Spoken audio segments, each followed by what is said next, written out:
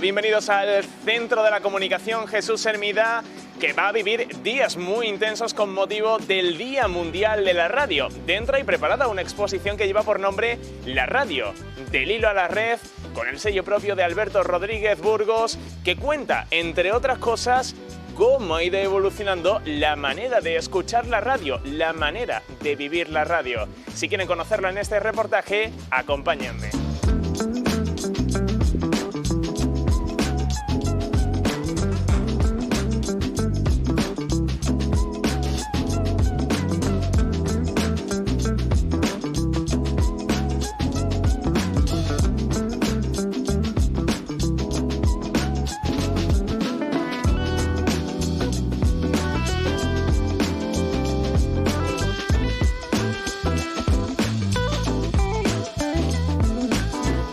Bueno, ya estamos dentro de la sala de exposición, estamos sobre todo escuchando lo que ha sido parte de la historia de la radio. Desde luego tiene un protagonista organizador, al menos es Manuel Soto. Manuel, es un placer siempre estar en este Centro de la Comunicación. Muchas gracias, un placer recibiros siempre.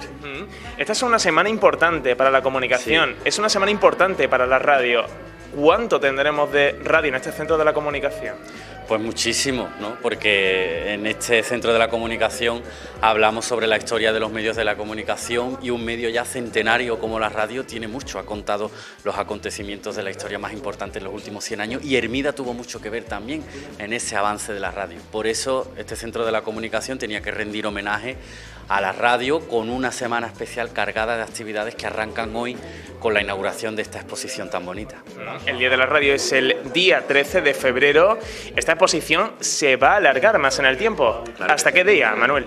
Hasta el 5 de marzo. Van a tener los onubenses, los visitantes para ver esta exposición que bueno, cuenta la historia de la radio a través de una colección interesantísima en el que podemos encontrar aparatos, gramófonos que funcionan a la perfección y que nos llevan a otra época a escucharlo.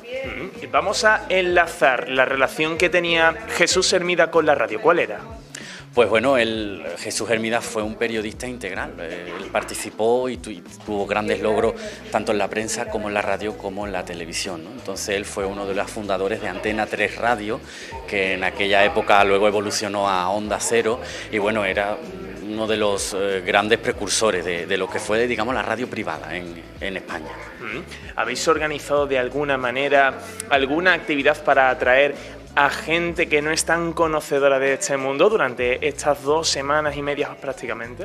Bueno, sí, pues empezamos con esta exposición para que todo el mundo conozca lo que ha sido la evolución de la radio, pero también este próximo miércoles podrán vivir los visitantes abiertos al público la radio en vivo con la retransmisión de las mañanas de Radio Nacional por Marmen Asencio que se van a realizar desde aquí para toda España. Eso será en la mañana del miércoles 12 de 10 a 1 en el que invito a todo el mundo a que asista como público porque la entrada será libre. También ese mismo miércoles por la tarde pues tendremos la grabación de un programa especial de la radio de la red de emisoras locales y municipales de toda Andalucía en el que participan más de 100 emisoras que vendrán hasta aquí a hacer su programa especial.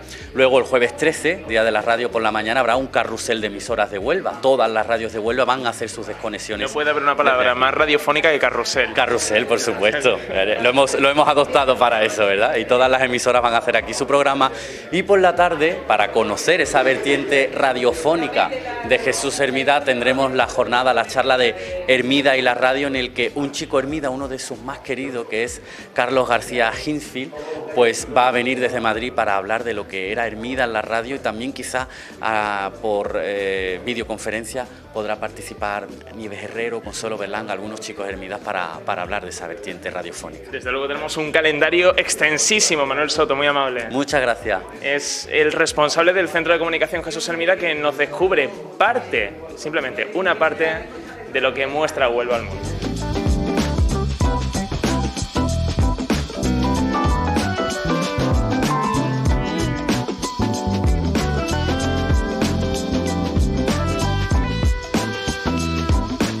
Desde luego esta exposición supone un impulso para la ciudad de Huelva. Pastora Jiménez, concejala de Turismo, ¿qué le supone a Huelva recibir una exposición y sobre todo actividades de este calibre relacionadas con la radio?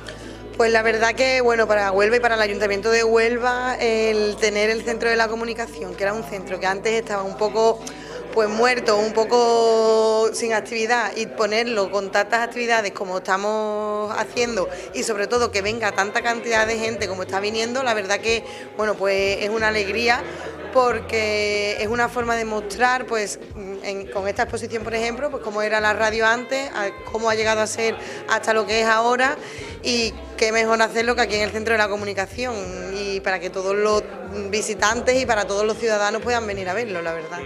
Han sido miles las personas que han venido a este Centro de la Comunicación en los últimos meses. Imagino eso, concejala, lo habrán notado también, ¿no? Gente de fuera, de la capital, de la provincia. Efectivamente, bueno, esto empezamos a reactivarlo hace unos meses, y ha sido un impulso impresionante el que de la mano del coordinador del centro, de Manuel Soto, se le está dando. Y bueno, ya claro, vienen aquí, empiezan vienen a lo mejor por la exposición de la radio, porque hay muchos seguidores de la radio, de la cantidad de actividades que hemos tenido aquí, y ya pues ya se empieza también a preguntar por más cosas, y empiezan a preguntarnos por el legado británico que tenemos en la ciudad, por todos los elementos importantes y turísticos que tenemos en la ciudad de Huelva. ¿Usted es aficionada a la radio? Bueno, la verdad que ahora me estoy aficionando más a todo lo que es el tema de la comunicación por todas las actividades que estamos haciendo, pero lo que sí que me estoy quedando impresionada pues con toda la cantidad, cómo se hacían las cosas antes y cómo ahora pues ha evolucionado, pero que vamos, el funcionamiento de los aparatos que todavía están aquí en la colección y que siguen funcionando, la verdad que sorprendida. ¿Y qué es lo que más le sorprende? Bueno, pues lo que más me sorprende es cómo ahora en la actualidad, o sea, cómo se hacían las cosas antiguamente, que ahora en la actualidad lo vemos tan fácil, ¿no? Yo siempre pongo el ejemplo que ahora somos capaces de pagar con el móvil, ¿no? Y pues como eso todo, o sea, ahora una radio pues la tenemos en el móvil, en el reloj, en el coche, algo normal que todo el mundo, y como los aparatos que se utilizaban antes y la cantidad de personas y de trabajo que se necesitaba para una cosa que ahora pues lo tenemos a la mano de todos. Agradezco su tiempo y sobre todo el hecho de que el Ayuntamiento apoye iniciativas como esta. Muchísimas gracias. Es la responsable del área de turismo del Ayuntamiento de Huelva, que también ha estado presente y apoyando esta exposición.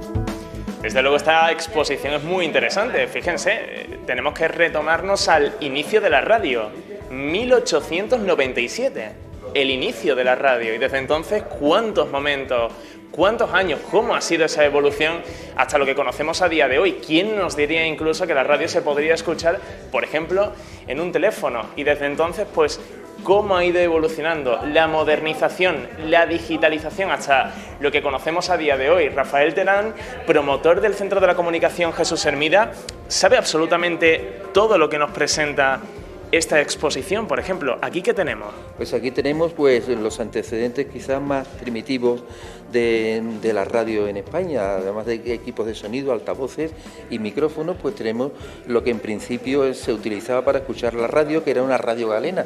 Era un equipo muy primitivo, donde simplemente con un trozo de mineral, de galena, una antena, una bobina de cobre y un auricular, uno podía sintonizar las emisoras, las pocas emisoras que existían al principio, porque la radio en España empezó a funcionar de verdad en 1922, y aquí tenemos algunos de los equipos, incluso una válvula de las que emitían en lo que se llamaba el centro territorial, el centro emisor de Radio Nacional de España en Andalucía, que estaba en la provincia de Sevilla, cerca de Dos Hermanas. Esta es una de las válvulas que se utilizaban para emitir, ¿no?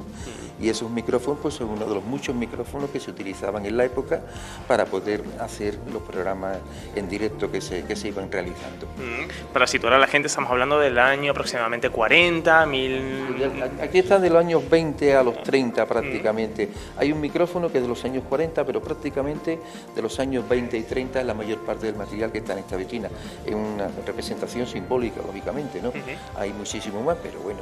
Aquí, sin embargo, tenemos también algunas de las válvulas terminales de emisión de una emisora de radio. Entonces, imaginad la diferencia de lo que era emitir entonces con válvulas a lo que hacemos hoy, que lo hacemos por internet todo, ¿no?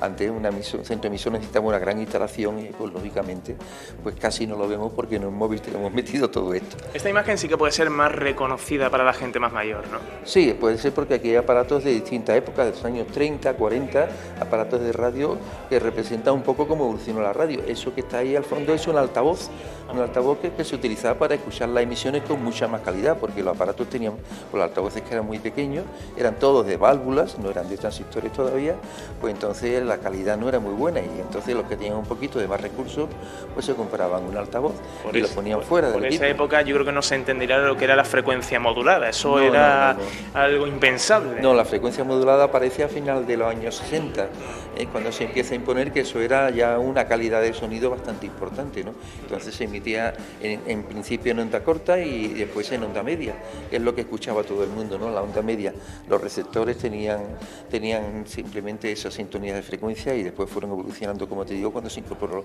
la FM. Rafael, ¿qué determinaba que una radio fuera más grande que otra por la época? Pues no, la calidad del aparato, simplemente, o el uso que le pretendías dar. Este aparato enorme que tenemos aquí, que es de los años 40, esto lógicamente estaba presidiendo generalmente el salón de una casa, porque la radio en aquella época presidía las casas igual que hoy casi lo hace la televisión, ¿no? Los otros, pues ya mira, ya aquí tenemos los primeros aparatos de radio que son portátiles, que se podían llevar y funcionaban a pila, entonces a batería. Entonces, esto ya fue también un avance porque durante muchos años solo se podía utilizar la radio conectada a la corriente eléctrica, que entonces era de 125 voltios. Desde luego esto es muy interesante. Hacía una referencia Rafael en la que, bueno, hacía hincapié en que antes la radio tenía el protagonismo que a día de hoy puede tener la televisión, ¿no?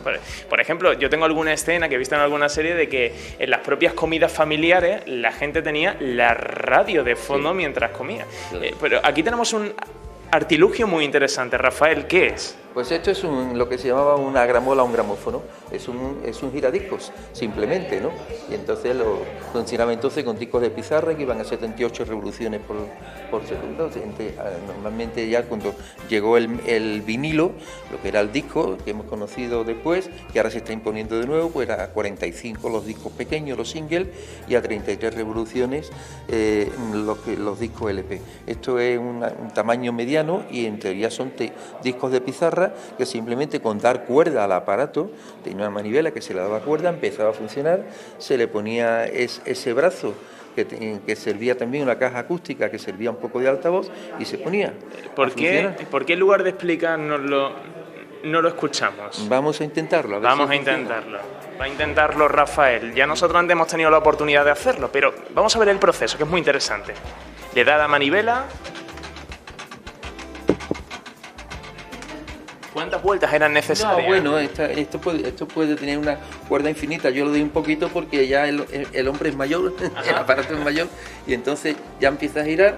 Yo tengo aquí, tiene esto una aguja que se parece a la aguja de un compás, lo colocas con mucho cuidado y entonces empieza a sonar. Está en la orilla del río Majuncay, Macañí, que discutió para lucirse a Jacinto. El río de la gracia y del saber. ¿Y esta grabación, Rafael, de qué año puede ser? Pues esta será de los años 30, seguramente. Ya se va parando porque ahora mismo este aparato no está ajustado, estamos inaugurando la posición y tiene abajo un pestillito que frenaba el giradisco y ahora del peso de la aguja pues se nos para. ¿Cosas de la edad? Entonces, cosas de la edad, pero bueno, que eso esta mañana está funcionando perfectamente y ahora pues hay que sacarle una especie de piecita que tiene debajo que le sirve de freno, ¿no?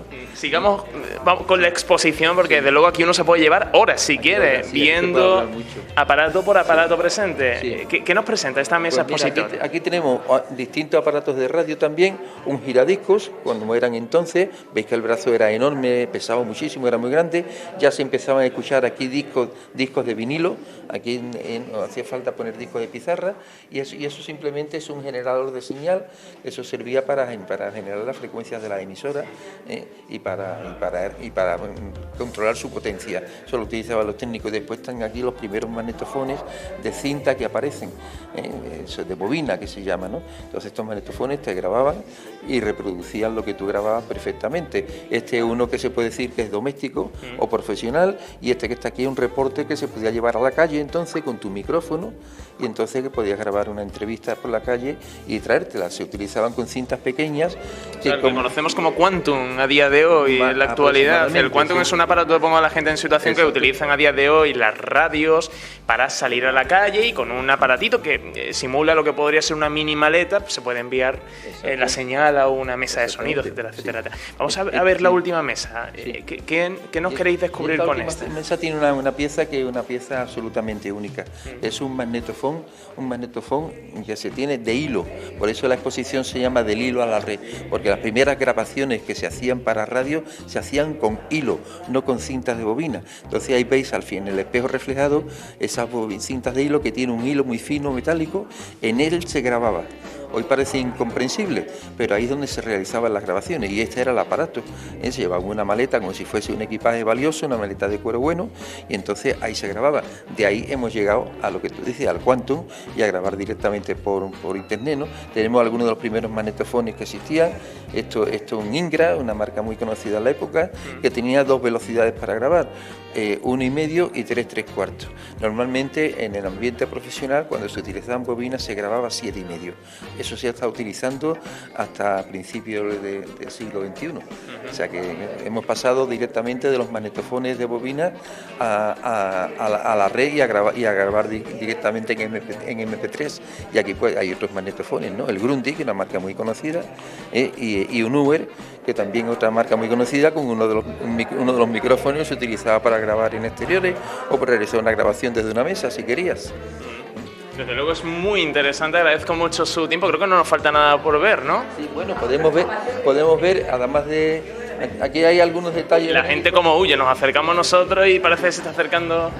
Aquí hay algunos detalles genéricos. Esta es una consola de transmisión. Esto se utilizaba para, si querías tú realizar un programa desde el exterior, conectaba esto a la línea telefónica, y esto tenía salida hasta para 2 micrófonos, una grabadora y una señal de línea. Entonces con esto tú podías hacer un programa desde cualquier sitio, siempre y cuando te conectase a una línea, ¿no? Este es también uno de los primeros magnetofones que se utilizaban, un iWave muy pequeño, la cinta apenas te permitía grabar 5 o 6 minutos, y estas son las bobinas habituales que se utilizaban hasta hace muy pocos años para hacer grabaciones, ¿no? Después tenemos distintos libros, un libro sobre la historia de Radio Nacional de España en Huelva, que tengo que decir que Radio Nacional de España en Huelva es la primera emisora de la cadena de Radio Nacional con estudios. O sea, Huelva es la pionera de la emisora de Radio Nacional de España. Se montó en el año 37 a partir de una emisora que se llama Radio Huelva, que se fundó en 1934. Entonces eso lo tenemos, y dentro del espacio expositivo del centro tenemos parte de los primeros equipos que se utilizaron para Radio Nacional de España, ¿no?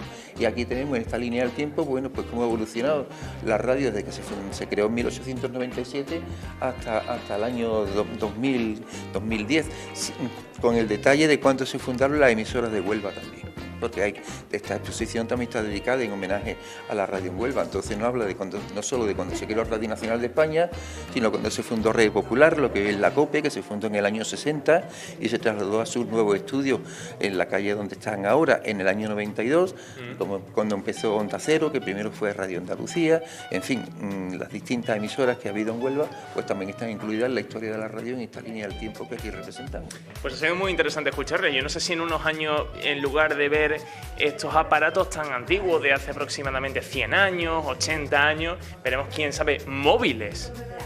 Bueno, sí, podemos verlo. Como verlo, podemos verlo. No podemos verlo perfectamente. Si quieres, después una exposición con la evolución de los móviles te sorprendería. Desde los primeros móviles que llevaban como teléfono el auricular de un teléfono grande, a los actuales que los puede llevar sin que se vean siquiera. Agradezco su tiempo, ha sido muy amable. A vosotros. Bueno, esta es la exposición que quiere mostrar el Centro de la Comunicación Jesús Hermida a la gente de la provincia de Huelva. Ya saben, es un mes importante, una semana muy importante para la radio, y sabemos que aquí hasta la primera semana de marzo tenemos historia de la radio relacionada con Huelva.